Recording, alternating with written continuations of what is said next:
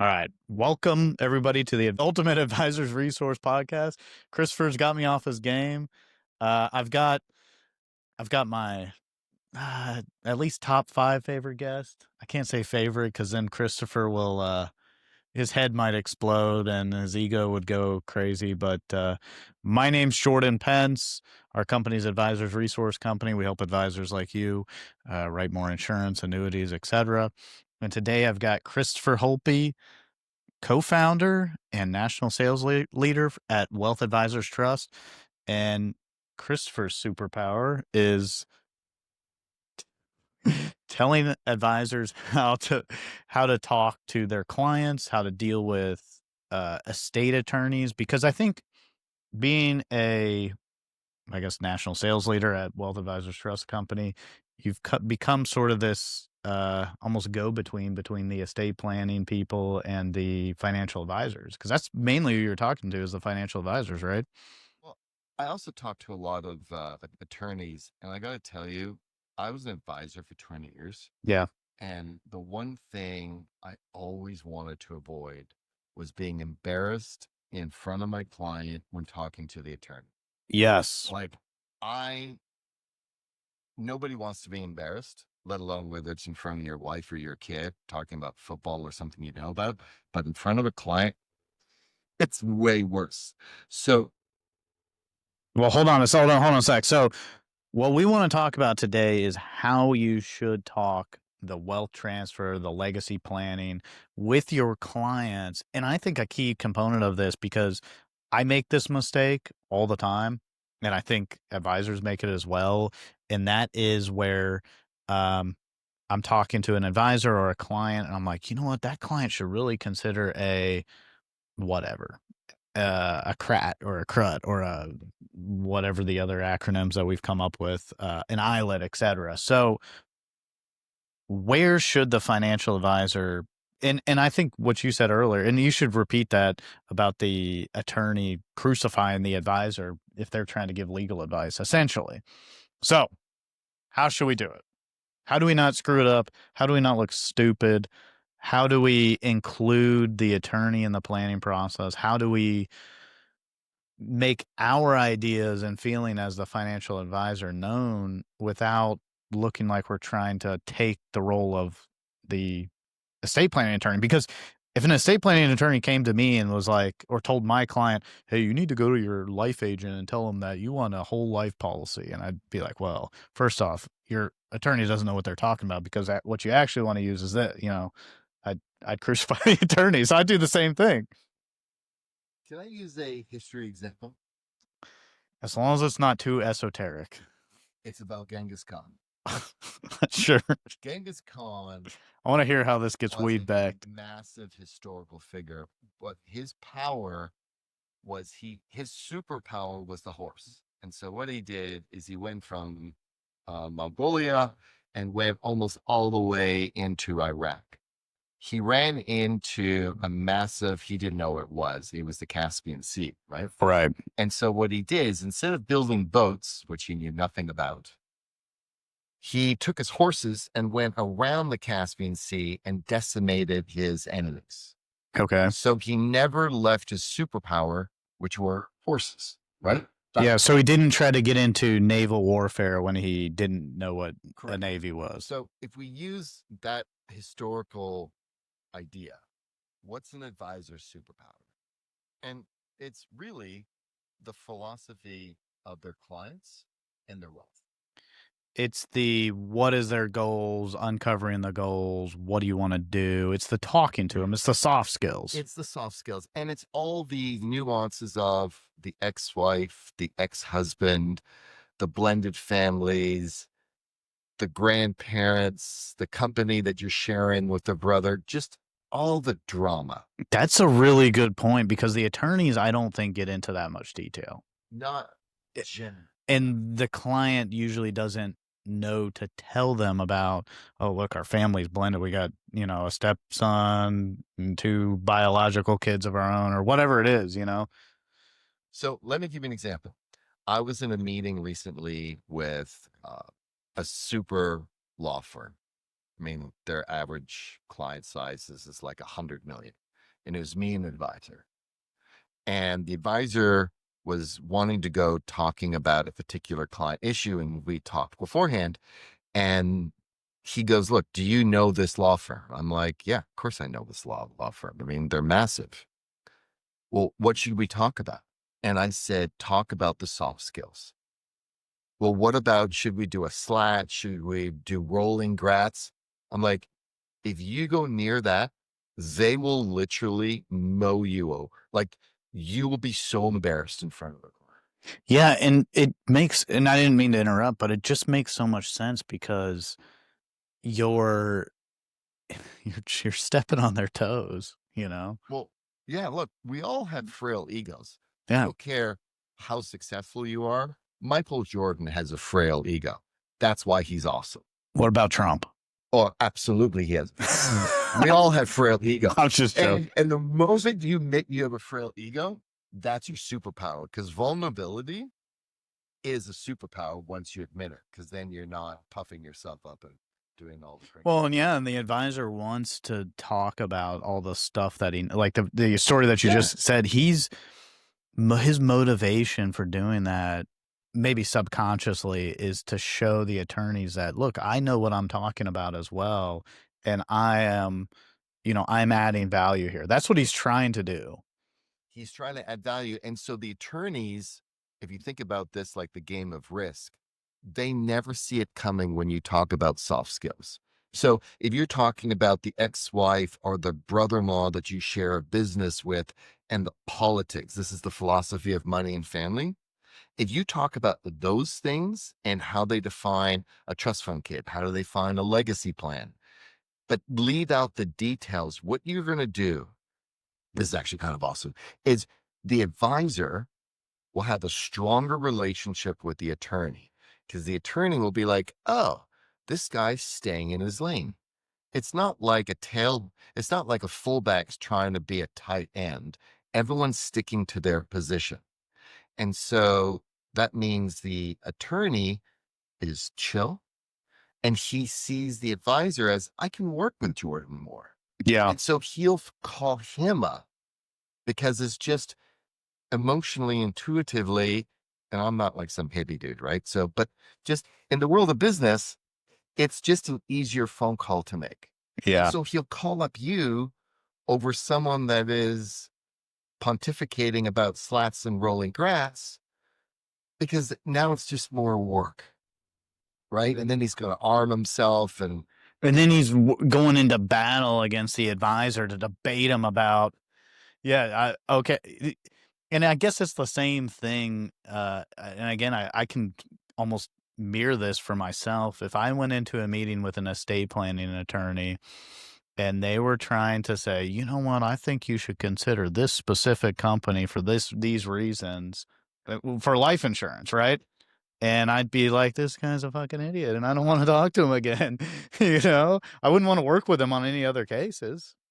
so, as a clients can keep their financial advisors using our trust company, but advisors call us because we help them look wonderful. Yeah. And inclusive and thinking about the soft skills that clients are worried about but don't know how to get it out of their minds, right? Right. So here's a common question. If you asked, I asked this to an advisor 2 weeks ago, how would you define a trust fund kid for your largest client? And that's exactly what he did. He looked up and I could tell he's thinking about his largest client. I'm like, have you had this discussion with this $42 million client? He goes, no. I go, do you think they're worried about it? I'm like, I don't know, but that's the right answer. So if you don't know, have a meeting with both spouses, right? Because if you don't include one, it creates a separate issue. Blended families, separate conversation. So he goes, well, what do I do when we talk about what's a trust fund kid? I go, just listen and write notes. And then when he gives you the answer, say, do you think your estate plan might create a trust fund kid?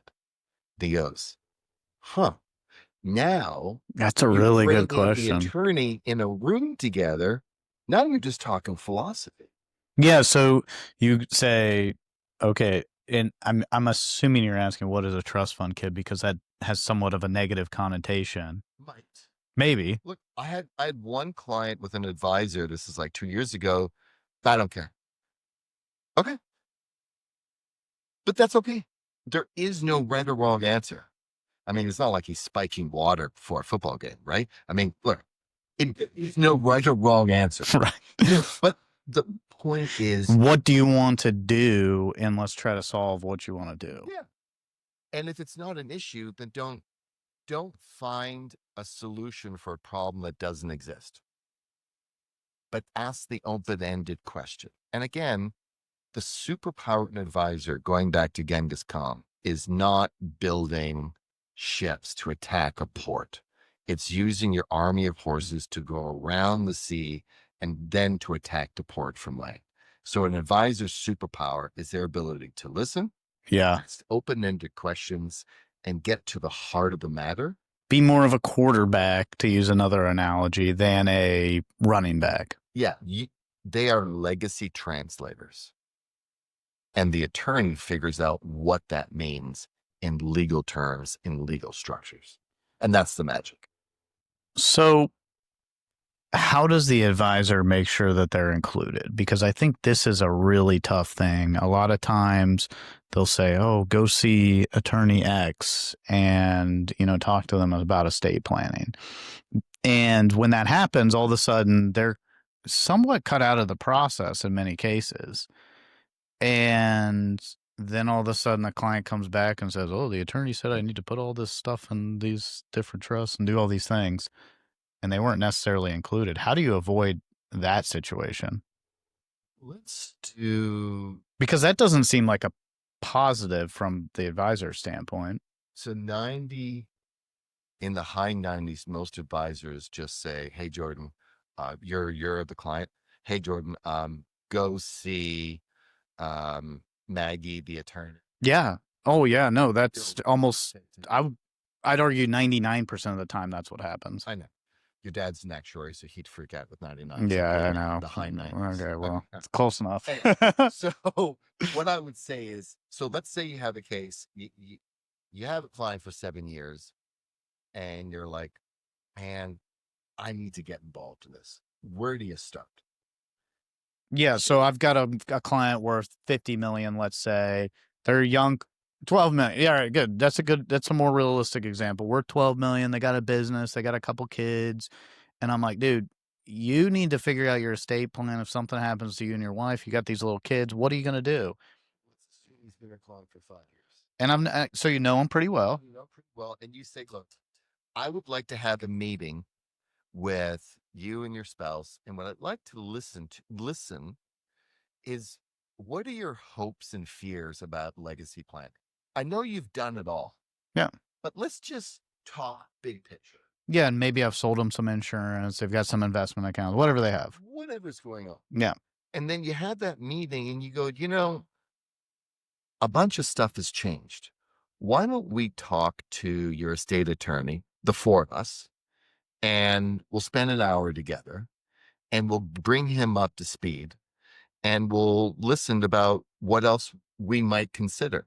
So what happens is, first thing that's happened is the advisor took the initiative of saying, let's talk about this. We know we've already done it, but it's been a couple of years. So really what you're doing here is, to take a step back, all the advisor is doing is they're saying, let's conduct a fact finder about what you want to happen. But don't call it that. I know, but you know what I'm saying. We're going to conduct a fact finder, which is the industry jargon of this, which never used in industry jargon with your clients. Let's figure out what you want to do. And then now let's go take it to an expert and tell them what you want to do and get some solutions for it. And in the attorney meeting, all the advisor has to do is be there as a translator on the why stuff. And the attorney will bring in the what stuff. And the client will be like, oh man, this just works. So it's interesting. The situation. So hold on. This meeting, we're in this meeting. I'm sitting across the table with my two $12 million clients, and I say, look, Mrs. Attorney, these are the types of things that they want to happen, because they want to do whatever it is. And we go over the goals that they went over, the feelings that they have around it, and then that might bring them up to expand on it or whatever, which is really the ideal scenario. And then, Mrs. Attorney, what do we do? Yeah. What do you see as best practices? And when you use the word best practice, it means it's an opinion coming from facts. So the word best practice, and you'll hear me talk a lot about phrases, that term gives the attorney the anchoring to go through their brain, and the client listening to it is realizing this is coming from facts. Right. If I just say, hey, what's your opinion? The brain views it as not as Solid. yes. Right. So it's weird. We're just changing one word. What is the best practices for a client like mine, Mr. and Mrs. Smith? Yeah. On all this philosophical. Yeah, they want to do all this BS. What do you think's the best practice for that? And the advisor's there just to make sure it stays on track, and the client knows I've got someone in my corner that understands the whole picture. And that's going to make the advisor look really good. Well, yeah, way better than saying, "Hey, go down the road and talk to Mary about getting a will." One of the best attorneys I know, and he's at one of the best advisors I know, he's at a big wirehouse. His average account size is like 20 million.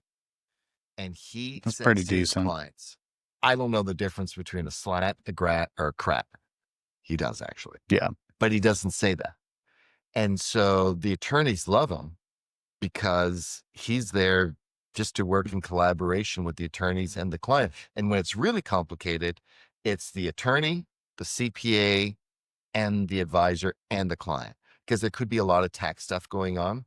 So you want that person in the room as well. Not always, but depending on, I mean, this is more complex, but the main thing is you don't have to know everything. And your superpower is admitting that. Yeah, that's a really good point. So you know how I'm doing my master's, right? Yes. Just to be fair. He's doing his master's at Harvard. So is the professors that were the best were the ones who said, I don't know.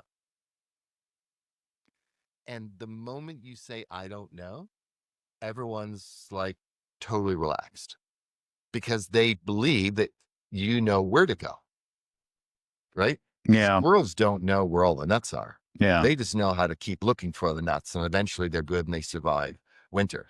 An advisor is no different. They know where to go find the answers. And being in that meeting is not optional.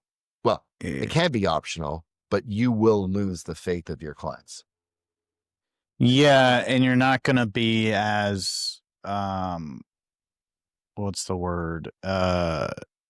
Ingrained in the plan going forward. The attorney actually in certain circumstances can then become the lead advisor. Can be. Now, I know a lot of advisors are using like Vanilla and Wealth.com to. I don't know what that is. What is that? So these are software and AI enabled estate planning tools where you're creating wills and that sounds dangerous. Well, look, if you're doing a will and a living trust, okay, that's pretty straightforward. Yeah, that's not really that complicated. But if you're below 5 million, you're W-2, there's not a lot going on, right? I mean, it's pretty straightforward. Yeah. And you can talk to an attorney with those firms, and they actually do really reasonable, good work. But what advisors need to be careful about is there's this tipping point of complexity. If an advisor doesn't know what they don't know, where that tipping point is on estate planning complexity, right? All of a sudden, they got to be careful. Like, I think those are great tools, but it needs to be taken with a huge dose of context. Because if you get it wrong, who's on the hook? Well, my advisor told me to go use wealth.com. And the Yeah. beneficiaries are going to be like, yeah, my parents listened to my advisor and the living trust didn't take into account the blended family, whatever, right? Yeah. Operating assets. And now all of a sudden, we're in a pickle. Oh, yeah. And then the fiduciary lawyers come into play, and then it gets really expensive. So again, nothing is binary, but they need to be very careful about not assuming it's the panacea, so to speak. Okay, so what about if the client already has an attorney? Awesome. Same thing. Meet with the client first. Yeah, do the same process. Do the same process. But always go, I know you have a will and you've got a living trust. I know you've got all that. Awesome. I'd like to just go over what is the story behind this legacy plan? What you've got in place. What's the story? And again, the word story, and there's various versions around it, but when I ask you to give me a story, you're going to be much more relaxed to tell me everything versus if I say, tell me the facts. Yeah. Because the facts, you're going to be thinking, do I know all the facts? Do I remember all the facts?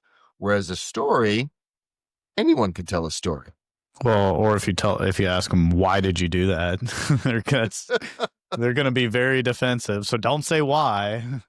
I learned that early on in my career. It's always, well, what made you decide to do it this way versus why did you do it that way? Was there a pain point that made you want to go this direction? Even better. Like, yeah, the brain, actually, it's really interesting. Another advisor had me in a meeting with an engineering client, and engineering clients are rather they're hard. exacting. Yeah. Okay. And they were arguing about the distribution sections. And so I listened and I looked at one of the spouses and I said, mathematically, how do you write I love you? And they were both engineers. And they both looked at me. Okay, I know where you're going. Why did you ask me that question? Yeah. I go, because your world, and surgeons and doctors are the same thing, is based upon numbers and being exact.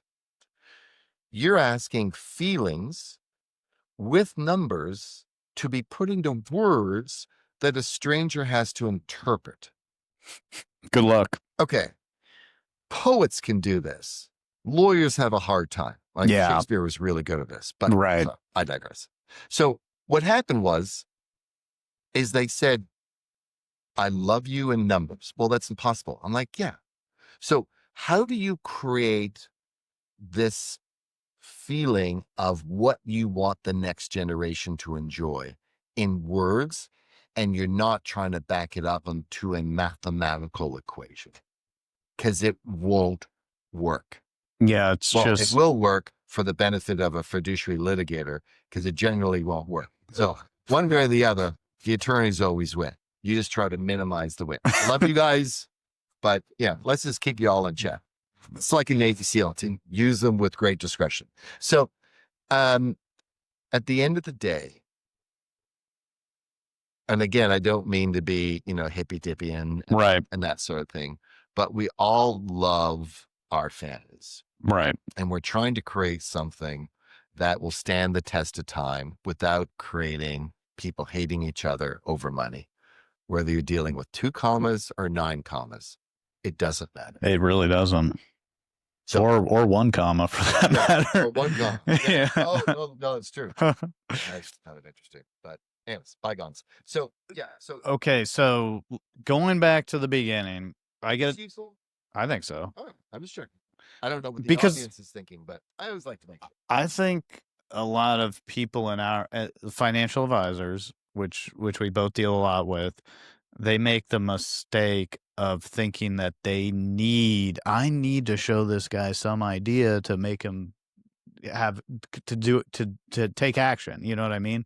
Mhm. Like, I can't just talk to him like, esoterically, for lack of a better word, and um talk to him like what you're describing. They're like, I want an idea to show him. It's like, well, okay, you can show them these ideas, but then you run into the exact same problem. So, what do you tell somebody who says, "Oh, I got a client that wants to see an idea and how that works before they move forward on anything"? Do you mean an estate planning idea? Yes, more specifically. I mean, I've had this situation many times with dealing with advisors. They're like, "Well, I know he needs to talk about estate planning, but I got to show him something to get him to move." And it's like, "Well, do you?"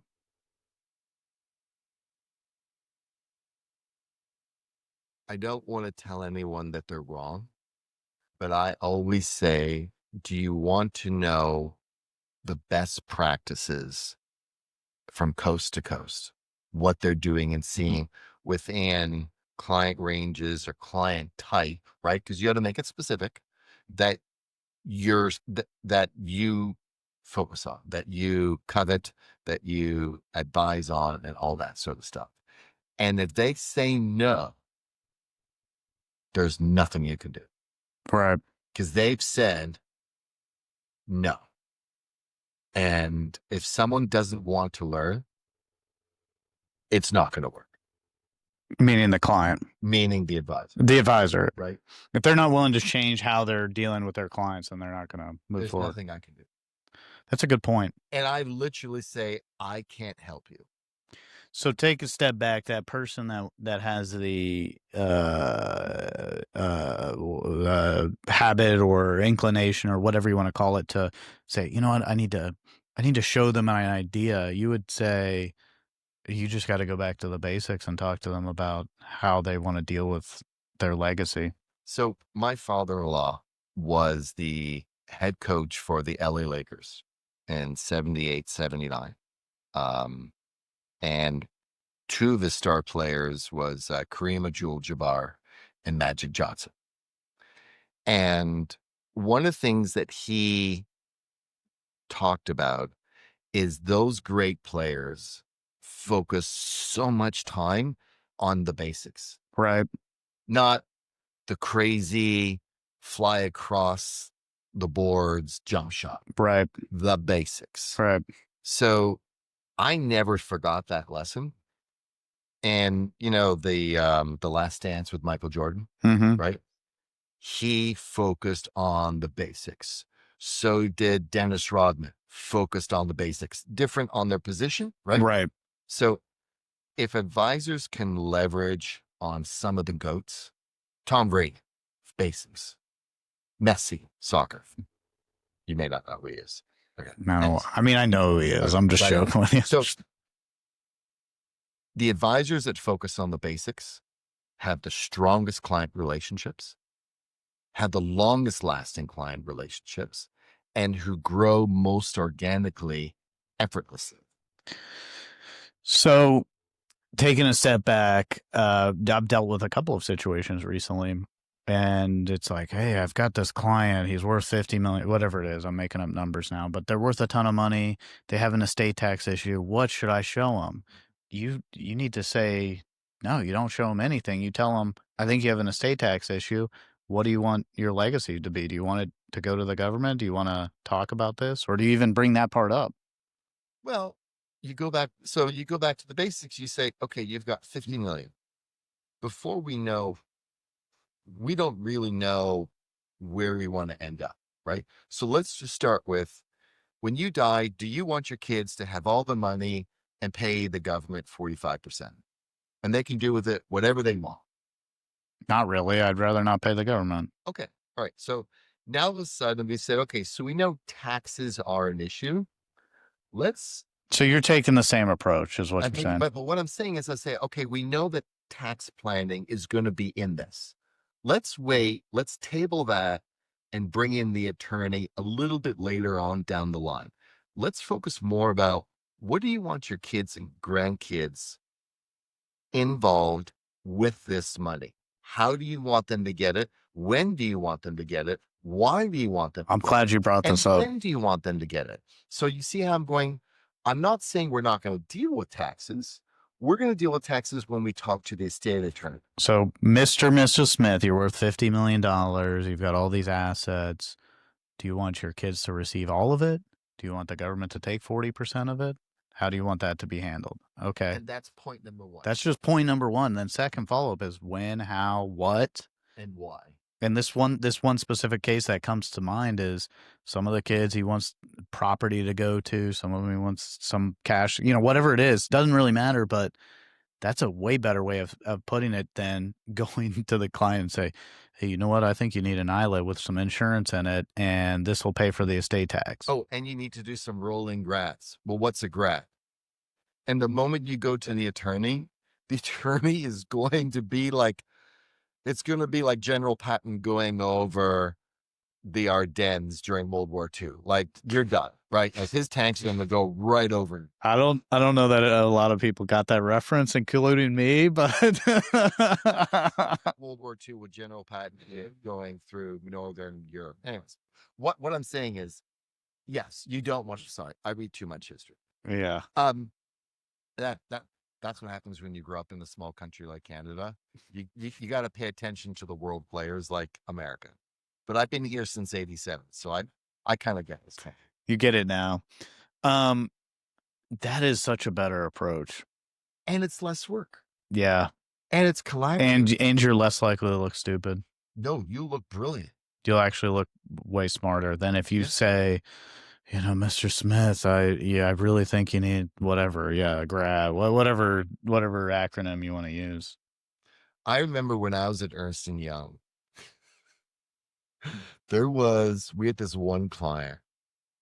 He had sold a company and I think he netted like 900 or 1.2 billion, something or other. And there was a big room and it was the lawyers and the tax guys and the investment guys. And I was there and I was a lowly guy. Like I wasn't at the front of the table.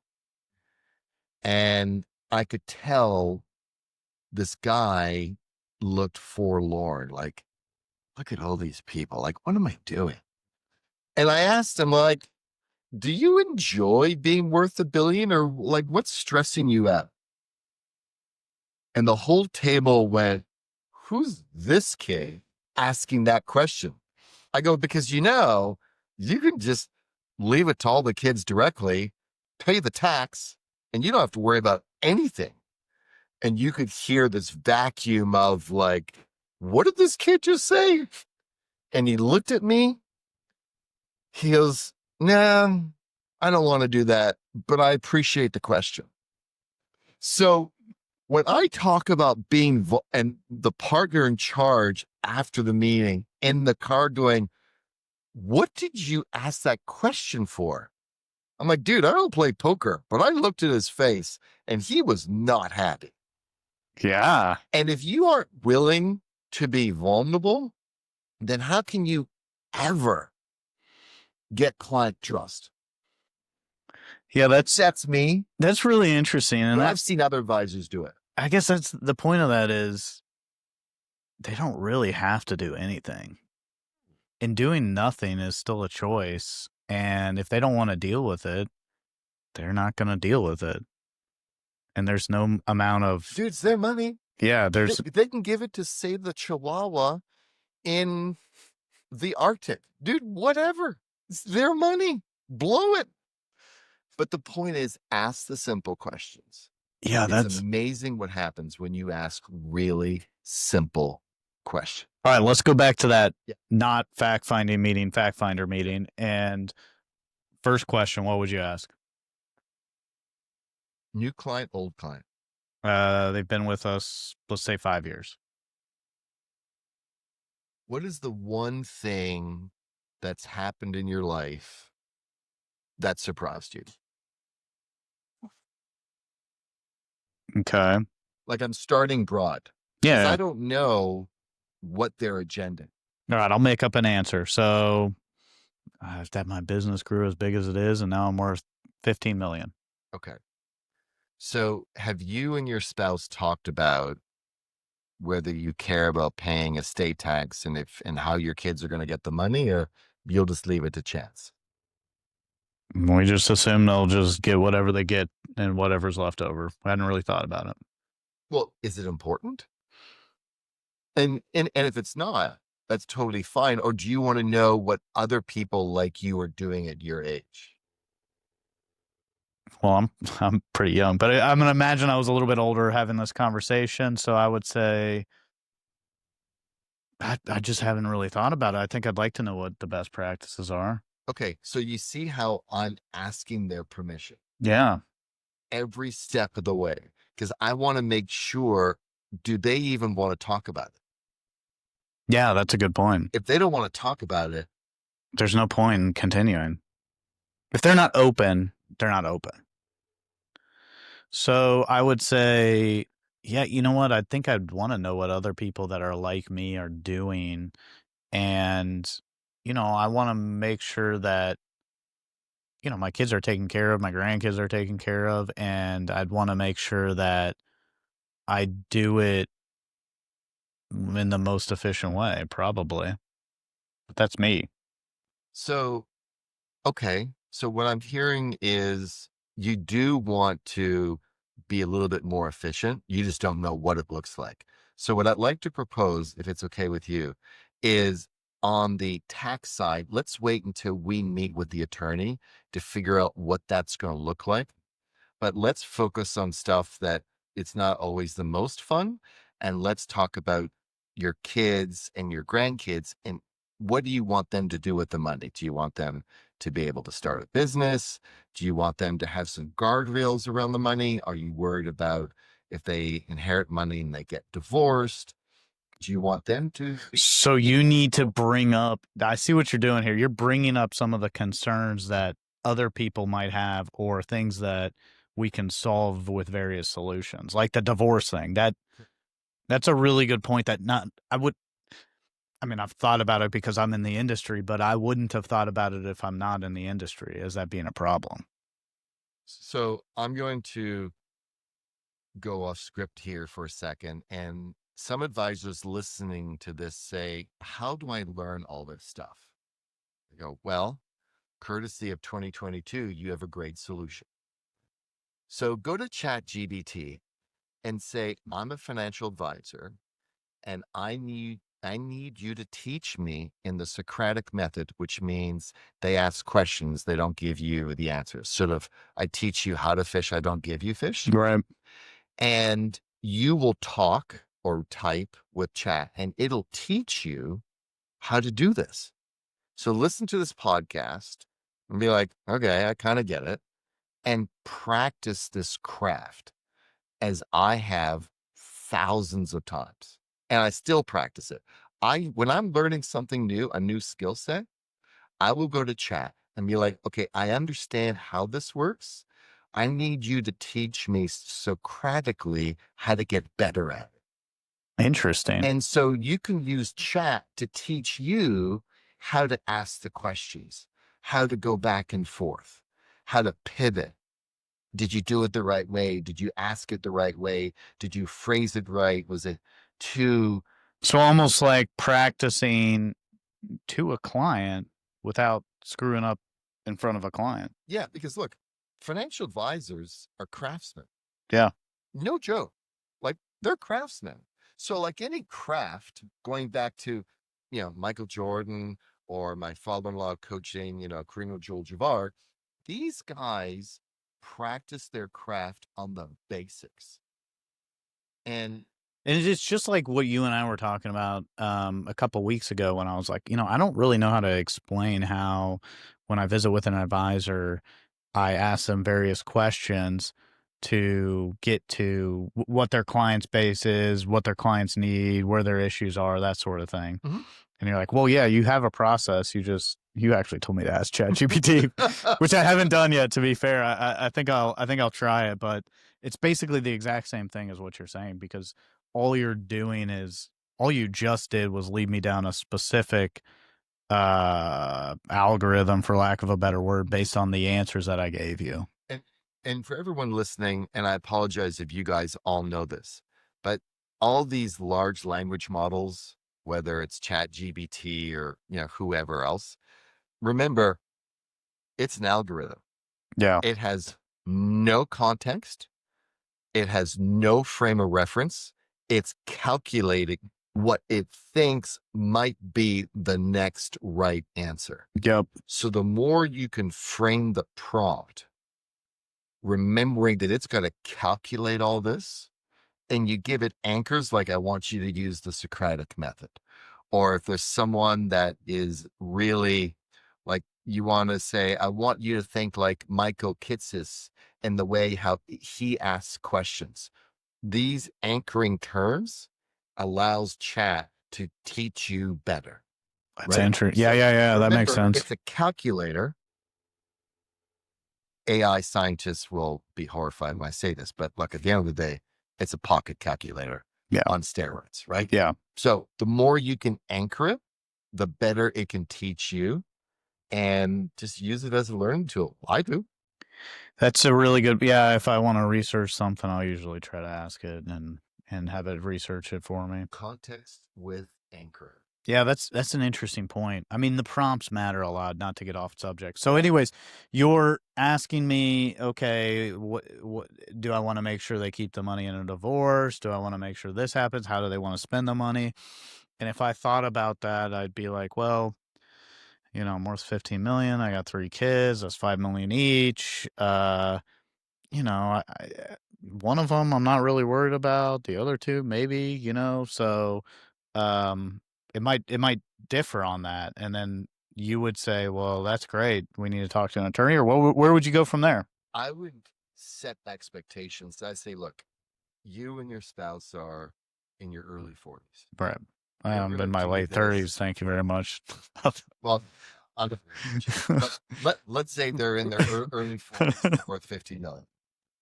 You'll be there. So what you tell me to say, look, you're going to do this estate planning conversation 2 to 3 more times. So what you want to get them to do, because like This isn't permanent, is what you're trying to say. this is step 1. Yeah. In about 10 years, we're going to do this again. Yeah. Unless something big changes, like you sell your company for $50 million. Yeah. What you're doing with that is you're letting them know this is a long road that we're on together, right? So you're imprinting on the client that you're there for the next 40 years and that this will be done again and you'll be there again. You're not saying all that, but they know what that means when you say, Yeah. we're going to do this 2 or 3 more times. That is very standard, no matter how much money you're worth, right? Well, yeah. I mean, my kids right now are little babies, and 10 years from now, they'll be, teenage, almost ready to graduate high school, So, and what that does is it lets them know, okay, like you said, it's not permanent. So now they're not having to think about a decision 30 years from now. They get to make a decision for 10 years, 5 years. Humans can. That's way more palatable. Yeah, that's way more palatable, especially for your younger clients, because I make this mistake all the time, and it's like you think of estate planning or wealth transfer for your old clients, right? Like you don't really think of I mean, it's everybody should probably do it, but it matters just the same for the 40-year-old as the 75-year-old. And I read a book, this goes back a long time. Do you know who Sir Edmund Hillary is? No. The guy who climbed Everest first, the tallest mountain in the world. His book talked about the way how he had reached Everest is he didn't look at, I need to climb the summit. I just need to get to camp 1, camp 2, camp 3, camp 4, summit. So if you help clients break it down that way, they become, I hate to use this word again, I think I've used this 3 times, just much more chill. Yeah. And then they don't ventilate on unknowns that are 20, 30, 40 years into the future. Well, it's hard for, again, I can only apply it to myself, but yeah, it's hard to imagine like my kids having kids, and that'll hopefully happen at some point in the future. But It's like, you know what I mean? That's like, you can't even contemplate that. So And estate. that's 30 years off. So we started all about how do advisors talk about estate planning. And Yeah. it's the why, not the what. Let the attorney deal with the what. Stop. You focus on the why. It's the stop throwing the ideas out. Correct. You got to stop that. And if you watch this podcast again, go to the section where Jordan and I started to role play about they didn't know what we wanted to do, or sorry, what they wanted to do. So I asked some really basic questions as an anchoring. And then remember, there's the tax section. Yeah, we want to, not unnecessarily pay more taxes than. Right. So I said, great. The attorney will address that when we're in the meeting together. Yes. So they realize, okay, we'll solve that later. Yes. Now you're done. Now you're back into the why. Because you've addressed the what. The what will be addressed separate. Yeah, so then you go to back to the guy that's worth 15, 20, 50 million, whatever. Well, and I think opening it up like that, look, you're worth this much. You might have an estate tax issue. Some of your estate may go to taxes. Is that okay with you? And that's either yes or no. And if they say no, I'd rather be more efficient with it. Great. We'll deal with that with the attorney later on. But what do you actually want to happen with this money? Do you want, your kids to get it straight up? Do you want it to be doled out? What about if they get a divorce? What about, starting a bit? All the stuff that you said, I think was fantastic. And the other thing is and the hardest part in any trust document, right, and an estate plan is the distribution section. Yep. That is the magic. And that's what you're, sorry to use it again, but that's what you're fact finding for. That's what you're trying to get to. And so if you can help a client saying, or feelings find, how about that? Is that better? Whatever. There is no cat in the hat, kittens, however you want to say it. It's all good. 3 minutes. So, sorry, that's from Good Night Moon. I read too much. So anyway, if you think about it, ask the client, if you were to pass away tomorrow, both of you, how would you want the distributions to be? Or if you were alive and you were making distribution decisions while your kids were alive at 3, 5, and 8, or at 22, 23, and 28, right? I'm moving time forward. If you were making the decisions, what would you, why, when, how, and what? Oh, yeah. And write that stuff down. Write it down like a secretary. Yeah, I've actually... It's pretty bad to say, but I need to do that exact thing with my wife. Because I mean, if we both die, it would be there'd be crap all over the place. I mean, it wouldn't be great. I'll be the trustee. No, what? I don't even have any trust. I need to do something. Yeah, I need to talk to this. Look, so what you always want to do is you want to help clients get there. Yeah, they want to get there. They know they need to get there. They don't know what the first step looks like. So, well, and it's hard to think about it. That's exactly the same reason why I've avoided it with my wife. Like, we don't want to think about us both dying, but we got to take care of it. We're all gonna die. Yeah, that's a good point. Totally chill. Like, there's nothing. He used it 5 times now. What? Chill. 5 times. Sorry. 5. And I'm a pure capitalist. I'm not a communist. Oh, so. Says the communist. How are we doing on time? Is this all good? Yeah, we're good. Yeah. I think that's great. I mean, I'll let you have the final word as to what advisors should do. My final word is stop. I'm going to use a really bad word in insurance and financial professional, but stop pitching ideas to your clients around this. And start asking them questions and talking about their feelings around this wealth transfer, and start understanding what they want to happen rather than, again, throwing ideas at them. Focus on the why, not the what. The attorney and the CPAs will do the what. You focus on the why.